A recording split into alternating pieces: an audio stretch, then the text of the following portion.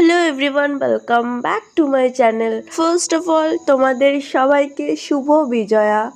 And I am so sorry कि मैंने इतने दिनों से कोई भी वीडियो अपलोड नहीं किया, क्योंकि मेरे घर के जस्ट बगल में ही दुर्गा पूजा होता है और फिर जस्ट बगल में ही मंडप बनाया जाता है।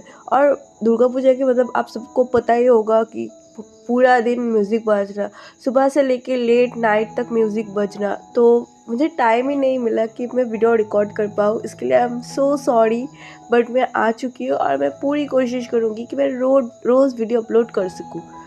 और थर्ड बात कि हमारे चैनल में 1 की सब्सक्राइबर बहुत जल्दी होने वाले हैं, तो प्लीज़ फिर सिर्फ 8 सब्सक्राइबर बचे हुए हैं। प्लीज़ आप लोग सब्सक्राइब कर दीजिए और हमारे फैमिली को 1 के तक पहुंचा दीजिए, प्लीज़ प्लीज़ प्लीज़। बहुत गंदा तरीका है वीक मांगने का, लेकिन मैं मांग रहा हूँ, कोई बात नहीं, इतना तो चलता ही है ना। तो चलिए ज़्यादा बकबक ना करते हुए हम हमारे फैन फिक्शन अ ब्लूमिंग क्रिस्टल का नेक्स्ट पार्ट स्टार्ट करते हैं। पिछले पार्ट में हमने देखा था कि विंग अपने कबीले के बारे में याद कर रहा था और बहुत ज़्यादा सैड फील कर रहा था वांग जी की बातों को याद करके। अब हमें शाम का सीन दिखाया जाता है, जहाँ उस क्लब में जितने भी लोग रहते हैं वो सारे लोग क्लब के मेन हॉल में बैठे हुए हैं और एक दूसरे के साथ बात कर रहे हैं। कुछ लोग ड्रिंक्स कर रहे हैं, क्योंकि अभी शाम के टाइम है ना, तो उन लोगों का चिल करने का टाइम है। वो लोग बैठ के एक साथ बातें कर रहे होते हैं कि हम लोग देखते हैं कि मेन गेट से कोई अंदर आ रहा है, जिसे देख के शाओ शिनचन और शुयांग बहुत ज़्यादा एक्साइटेड हो जाते हैं। उस इंसान के अंदर आते ही शाओ शिनचन अपनी जगह से उठ जाता है और उस इंसान के पास जाके उसे टाइटली हग कर लेता है और शुयांग अपनी जगह से उठ जाता है। वो इंसान भी शाओ शिनचन को बहुत ही टाइटली हग कर लेता है। कुछ देर बाद ही वो दोनों एक दूसरे के साथ अपने हक को ब्रेक करते हैं। उसके बाद वो दोनों ही शुयांग के पास चले जाते हैं। शुयांग शाओ शिनचन और नियोसंग को इतनी क्लोज देखकर नियोसंग की तरफ देखते हुए ड्रामेटिकली कहते हैं, तुम इतने दिन तक नहीं थे, मैं बहुत ज़्यादा खुश था, तुम क्यों आ गए? अब तुम्हारी वजह से मेरा बॉयफ्रेंड मुझे इग्नोर करने वाला है। ऐसा कहते हो वो अपना मुंह फुला लेता है। शुयांग के ऐसे ड्रामा देखकर नियोसंग शाय करता है और शुयांग के कंधों पे हाथ रखते हुए कहता है, तो ठीक है, तुम एक काम करो, तुम मुझे अपना बॉयफ्रेंड बना लेना। ऐसा कहते हुए नियोसंग अपने हाथ को शुयांग के गले पे और भी ज़्यादा रैप करने लगा, जिससे शुयांग को घुटन महसूस होने लगा। वो तुरंत ही नियोसंग को खुद से दूर करता है और शाओ शिनचन के पीछे छुपते हुए उसकी कमर को टाइटली रैप करते हुए कहता है, कोई ज़रूरत नहीं, मेरे लिए मेरे शाओ शिनचन ही काफ़ी है, तुम अपने बॉयफ्रेंड के साथ खुश रहो। ऐसा कहते हुए उस शाओ शिनचन को और भी ज़्यादा कस के हक कर लेता है बैक से। शाओ शिनचन शुयांग को पुश करते हुए कहता है, तुम ऐसे चूहों की तरह मेरे पीछे क्यों छुप रहे हो, जाओ किसी और के पीछे छुप जाओ। ऐसा कहते हुए वो नियोसंग के पास जाता है और उससे उसके हालचाल पूछने लगता है। उस क्लब में मौजूद बाकी लोग भी नियोसंग को देख के काफ़ी ज़्यादा खुश था।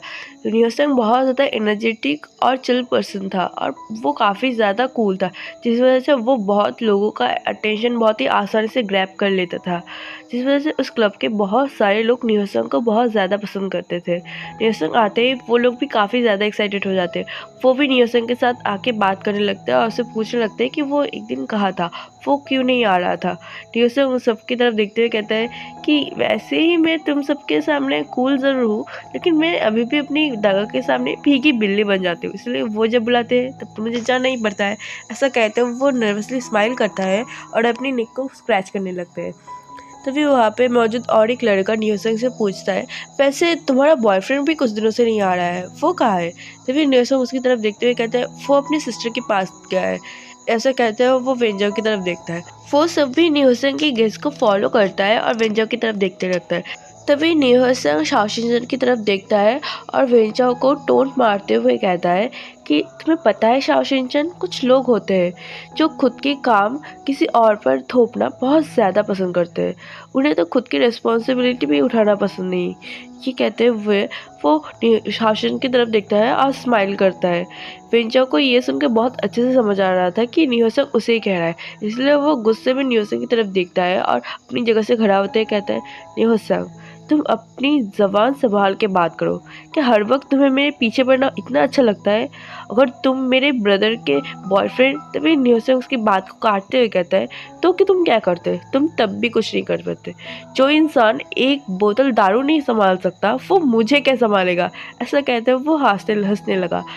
न्योसन की ऐसी बातें सुनकर वो सब भी बहुत बुरी तरीके से हंसना चाहते थे, लेकिन वो सब वेंचर के सामने उस तरह से हंस नहीं सकते क्योंकि उन्हें पता है वेंचर की पापा बहुत ही अमीर है और बहुत ज़्यादा पावर रखते हैं। इसलिए वो लोग वेंचर को चिढ़ाना नहीं चाहता, इसलिए वो बस अपनी हंसी को दबा के वेंचर की तरफ देखने लगते हैं।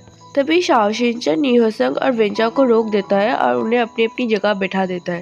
शाओशिनचन न्योसंग को अपने पास ही बिठाता है, वेंचर से दूर, क्योंकि वो उसे बहुत अच्छे से पता है कि न्योसंग वेंचर को बिल्कुल पसंद नहीं करता, जिस वजह से उन दोनों के बीच लड़ाई चलते ही रहता है और ये उन लोगों के लिए बहुत ज़्यादा नॉर्मल था। वो लोग एक साथ मिलकर बात कर ही रहे थे, तभी विंग पीछे से शाओशिनचन को बुलाने लगता है क्योंकि उसका डिनर का टाइम हो चुका था। लान कबीले में 7 बजे से 8 बजे के अंदर डिनर कर लिया जाता था और 9 बजे के अंदर सो लिया जाता था, जिस वजह से विंग को काफ़ी ज़्यादा भूख लग रहा था। इसलिए वो वहाँ आता है और शाओशिनचन को डिनर के लिए कुछ देने के लिए बोलने के लिए आता है। वो पीछे से शाओशिनचन को बुला ही रहा था, लेकिन शाओशिनचन के साथ साथ वहाँ पे मौजूद सारे लोगों के अटेंशन विंग के पास चला जाता है। विंग ये बिल्कुल नहीं चाहता था, उसे काफ़ी ज़्यादा नर्वस फील होता था जब सारे लोग उसे ही देखते थे। विंग अपने सिर को थोड़ा सा डाउन कर लेता है और सिर्फ शाओशिनचन के ऊपर फोकस करते हुए उसे कहता है कि एक्चुअली मेरा डिनर टाइम हो चुका है, क्या मुझे कुछ खाने के लिए मिल सकता है। शाओशिनचन तुरंत अपनी जगह से खड़ा होता है और अपने सिर को हाँ में हिलाते हुए कहता है, ठीक है, वैसे तो हम लोगों का डिनर टाइम इतनी जल्दी नहीं है, लेकिन तुम अकेले खा सकते हो। ये सुनने के बाद विंग कहता है, ठीक है, अगर तुम लोग इतनी जल्दी नहीं खाना खाते तो मैं बाद में। तो फिर शाओशिनचन कहते हैं, कोई बात नहीं, तुम जल्दी खा सकते हो। ऐसा कहते हुए वो विंग की तरफ बढ़ने ही वाला था, तो फिर न्योसंग अपनी जगह से विंग को देखते हुए कहते हैं, ओह माय गॉड, ये बॉय कितना ज़्यादा प्रिटी है। ऐसा कहते हुए वो विंग की तरफ देखने लगा। न्योसंग की बात सुनने के बाद विंग और शाओशिनचन दोनों की अटेंशन न्योसंग की तरफ जाता है। तभी विंग न्योसंग को देखता है। उसने न्योसंग को पहले कभी नहीं देखा होता है, कल तो बिल्कुल नहीं देखा होता है, इसलिए वो न्योसंग की तरफ देखते हुए सोचता है, क्या ये कल से यही था, मैंने तो कल से उसे नोटिस नहीं किया। विंग न्योसंग की तरफ देख ही रहा था कि न्योसंग अपनी जगह से खड़ा होता है और तुरंत भाग के विंग के पास आता है और अपने दोनों हाथों से विंग के फेस को होल्ड कर लेता है। जिस एक्शन से विंग इतना ज़्यादा शॉक हो जाता है, वो तुरंत ही 2 कदम पीछे चला जाता है। शाओशिनचन तुरंत ही न्योसंग के हाथ पे मारते हुए कहता है, तुम उसे डरा दोगे, तुम ऐसा क्यों कर रहे हो। ये सुनते ही न्योसंग हंसते हुए कहता है, एक्चुअली मुझे अपने आँखों में यकीन ही नहीं हो रहा है कि ये रियल है, सच में तुम बिल्कुल एक डॉल की तरह दिखते हो। उसके बाद वो उसकी विंग की बालों की तरफ इशारा करते हुए कहते हैं, तुम्हारे बाल कितने लंबे हैं, क्या ये असली है। ऐसे कहते हुए वो विंग के बालों को टच करने लगा। विंग को काफ़ी ज़्यादा अजीब लग रहा था क्योंकि एक अनजान इंसान अचानक से विंग के पास आ रहा है और उसे इस तरह से टच कर रहा है। लान कबीले में ऐसा कभी नहीं होता था, कोई भी एक दूसरे को टच नहीं करता था, उल्टा प्रॉपर डिस्टेंस में हमेशा खड़े रहते थे और प्रॉपरली बात किया करते थे। लेकिन यहाँ पे तो ये इंसान ऐसे बात कर रहा है जैसे विंग और वो बचपन से मिले हो और वो दोनों बचपन के दोस्त हो। विंग को काफ़ी ज़्यादा अजीब फील हो रहा था, वो न्योसंग की तरफ काफ़ी घबराई आइस में देख रहा था और वो शाओशिनचन की स्लीप को पकड़ लिया था बहुत ही टाइटली। शाओशिनचन को भी समझ आ रहा था कि विंग शायद घबरा रहा है। शाओशिनचन को न्योसंग के नेचर भी बहुत अच्छे से पता है, न्योसंग ऐसा ही है, वो काफ़ी चुलबुला नेचर का है। इसलिए शाओशिनचन विंग के सामने खड़ा हो जाता है और न्योसंग की तरफ देखते हुए कहता है कि विंग की सब कुछ रियल है, अब उसे छूना बंद करो, तुम उसे डरा रहे हो न्योसंग। ये सुनते ही न्योसंग हंसता है, अपने नेक को क्रैच करते हुए कहता है, I am sorry wing, actually मैं तुम्हें देख के इतना ज़्यादा एक्साइटेड हो गया कि मुझे मन कर रहा है कि मैं तुम्हें बस छूता जाऊँ। तुम्हारा स्किन कितना ज़्यादा सॉफ्ट है, तुम कितना ज़्यादा प्रिटी हो और तुम्हारे बाल इतने ज़्यादा खूबसूरत, तुम मुझे पहले क्यों नहीं मिले विंग। ऐसा कहते हुए वो पाउट करता है। न्योसंग की ऐसी हरकतें देखकर शाओशिनचन बस स्माइल करता है। तो विंग पीछे से आते हुए कहता है, अगर विंग तुम्हें पहले भी मिलता तो वो कभी तुम्हें पिक नहीं करता, तुम अगर इस दुनिया में आखिरी इंसान भी होते ना, फिर भी विंग तुम्हें पिक नहीं करता। ऐसा कहते हुए वो न्योसंग को चिढ़ाने लगा। न्योसंग को बताया शुयांग उसे चिढ़ा रहा है, इसलिए वो बस शुयांग की तरफ देखकर अपने आई को रोल कर देता है और विंग की तरफ देखते हुए कहता है, वैसे तुम यहाँ कैसे आए और तुम किसके साथ यहाँ आए, तुम लोगों ने मुझे पहले क्यों नहीं बताया कि हमारे यहाँ एक न्यू मेंबर आया है और इस क्लब में हमारे साथ रह रहा है। अगर मुझे कल पता चलता तो मैं कल भाई के साथ लड़ झगड़ के यहाँ चला आता। ऐसा कहते हुए वो शाओशिंचन और शुयांग की तरफ देखने लगते। तभी शुयांग न्योसन की तरफ देखते हुए अपना मुंह बनाते हुए कहता है, अगर कल भी तुम यहाँ आ जाते तो कोई फ़ायदा नहीं। वैसे भी विंग को हाइक्वन और लान वांगजी ने लाया है। अगर तुमने विंग के साथ ऐसी वैसी कोई भी हरकत करने की कोशिश की ना तो लान वांगजी तुम्हें अफ्रीका भेज देगा, वो भी बिना पैसों का। फिर मैं देखूंगा तुम वहाँ पे कैसे सर्वाइव करते हो। ऐसा कहते हुए वो न्योसन को चिढ़ाने लगा। न्योसन शुयांग की तरफ देखते हुए बहुत ही ज़्यादा शॉक हो जाता है। वो फिर से शाओशिंचन की तरफ देखते हुए कहता है, क्या मैंने जो सुना वो सही है? विंग को वांगजी ने लाया है? ये सुनने के बाद शाओशिंचन एक छोटा सा स्माइल करता है और न्योसन की तरफ देख कर अपने सिर को हाँ में हिला देता है। तभी न्योसन थोड़ी देर तक विंग को देखता है, उसके बाद कहता है, वैसे मुझे इतना शौक नहीं होना चाहिए। विंग इतना ज़्यादा प्रिटी है, मुझे लगता है वांगजी को विंग पसंद आ चुका होगा। ऐसा कहते हुए वो विंग की तरफ देखने लगा। ये सुनते ही विंग का फेस रेड हो जाता है। वो न्योसन की तरफ देखने लगता है। तभी वो अपने सिर को नामे हिलाते हुए कुछ कहने ही वाला था कि शुयांग कहता है, कुछ भी मत बोलो न्योसन, तुम्हें पता है ना वांगजी का नेचर। वांगजी वो भी किसी को पसंद करेगा, ऐसा हो ही नहीं सकता। वांगजी तो सीधे मुंह किसी से बात भी नहीं करता और विंग के साथ भी वो अपना बिहेवियर सेम रखता है। इसलिए अपने सपनों की दुनिया से बाहर आओ और रियलिटी को फेस करना सीखो न्योसन, सीखो। ऐसा कहते हुए वो न्योसन के कंधे को थपथपाने लगा। न्योसन शुयांग के हाथ को अपने कंधे से हटाते हुए कहता है, मुझे लगता है मेरे दोस्त को एक बहुत ही ब्यूटीफुल पार्टनर मिलेगा और वो विंग भी हो सकता है। ऐसा कहते हुए वो विंग की तरफ देखकर विंग कर देता है। विंग का फेस काफ़ी ज़्यादा रेड था और ये सब बातें सुनने के बाद विंग का फेस और भी ज़्यादा रेड हो रहा था। तो विंग के दिमाग में वो सब बातें याद आने लगता है जो वांगजी ने कहा था। विंग अपने मन में ही सोचता है कि ये लोग ये सब क्या सोच रहे हैं, ऐसा कभी नहीं हो सकता। लान वांगजी तो मुझे पसंद भी नहीं करता और वो तो ये भी नहीं चाहता कि किसी को पता चले कि हम दोनों के बीच क्या हुआ था। लेकिन ये लोग ये सब क्यों सोच रहे हैं? ऐसा वो अपने मन में सोच ही रहा था कि तभी उन लोगों को बाहर एक कार की हॉर्न सुनाई देता है। उन लोगों को समझ आ चुका था कि बाहर कौन है। बाहर लान वांगजी है और हाइक्वन है, क्योंकि वो दोनों ही आखिरी पर्सन है जो अभी तक क्लब में नहीं पहुंचा है। तभी शुयांग गेट की तरफ देखते हुए कहता है, देखो शैतान का नाम लिया और शैतान हाजिर। ये सुनते ही न्योसन शुयांग की तरफ घूर के देखते हुए कहता है, मेरे वांगजी के बारे में ऐसा बोलना बंद करो। ऐसा कहते हुए वो गेट की तरफ देखने लगा। शाओशिंचन अपने सिर को शाई करता है, विंग की तरफ देखते हुए कहता है, चलो हम दोनों किचन में चलते हैं, तुम्हें भूख लगी होगी है ना। ये सुनते ही विंग अपने सिर को धीरे से नोट कर देता है। फिर वो शाओशिंचन को फॉलो करने लगता है। वहाँ से जाने से पहले विंग एक बार गेट की तरफ देखता है, जहाँ से हाइक्वन और वांगजी दोनों ही एक साथ गेट के अंदर आ रहा होता है। विंग वांगजी के सामने अभी नहीं जाना चाहता था, क्योंकि दोपहर में जो इंसिडेंट हुआ था उसके बाद उसे वांगजी के सामने जाना ठीक नहीं लग रहा था। इसलिए वो वहाँ से जल्दी निकल जाता है। वो दोनों ही किचन में पहुंचता है। उसके बाद शाओशिंचन और विंग दोनों ही रात के डिनर के लिए प्रिपरेशन करने लगते हैं। शाओशिंचन फटाफट विंग के लिए कुछ बनाना चाहता था, क्योंकि वो लोग ऑर्डर करके भी खा सकते हैं, लेकिन विंग जल्दी खाना खाता है। इसीलिए शाओशिंचन तुरंत ही विंग के लिए कुछ हल्का पतला सा बना देता है और विंग को डिनर करने के लिए बैठा देता है। वो विंग के कंपनी देने के लिए उसके पास ही बैठता है और कुछ स्नैक्स खाने लगते हैं। विंग उसे अपने खाने में से ऑफर भी करता है, लेकिन शाओशिंचन उसे मना कर देता है। ये कहते हैं कि वो एक बार में सबके साथ डिनर करेगा। विंग भी शाओशिंचन को ज़्यादा पुश नहीं करता है और खुद अपना डिनर खाने लगता है। अब हमें मेन हॉल का सीन दिखाया जाता है, जहाँ सब लोग बैठ के एक दूसरे के साथ बात कर रहे थे।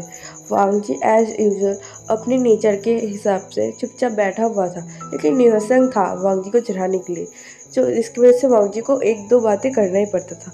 और उन सबको पता था कि न्योसन ही ऐसा पर्सन है जो अपनी बकबक की वजह से वांगजी को एक दो बातें करवा सकता है। वांगजी 88 तो होता था, लेकिन उसे पता है कि न्योसन बस उसे सबके साथ घुलने मिलने देने के लिए ये सब करता है, और वांगजी ये सब नहीं चाहता, लेकिन वो कुछ कर भी नहीं सकता है न्योसन का। न्योसन ऐसे ही वांगजी के बकर करके वांगजी का दिमाग खा रहा था।